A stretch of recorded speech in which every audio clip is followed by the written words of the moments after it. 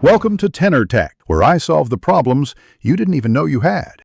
You begin by confirming two things: that your iPhone 16 Pro Max accepts a physical nano SIM and an eSIM, and that you have both carrier activation details ready. Turn on Wi-Fi and sign into iCloud. This speeds eSIM activation and preserves settings. Once done, open Settings and tap Cellular.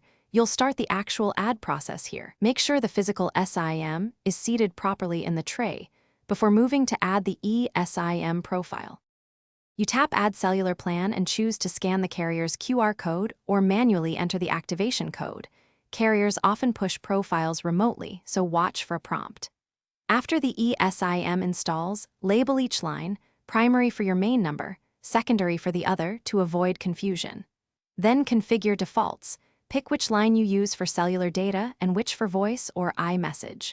Once labeled and selected, test by toggling cellular data between lines to verify both work.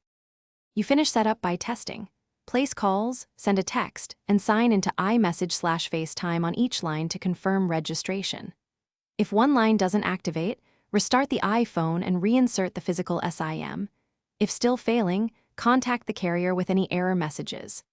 Make sure to toggle airplane mode briefly to refresh networks, and only reset network settings as a last resort, backup first, because that clears saved Wi-Fi passwords. If problems persist, carrier provisioning is used. Thanks for watching. Subscribe to keep your life in tune.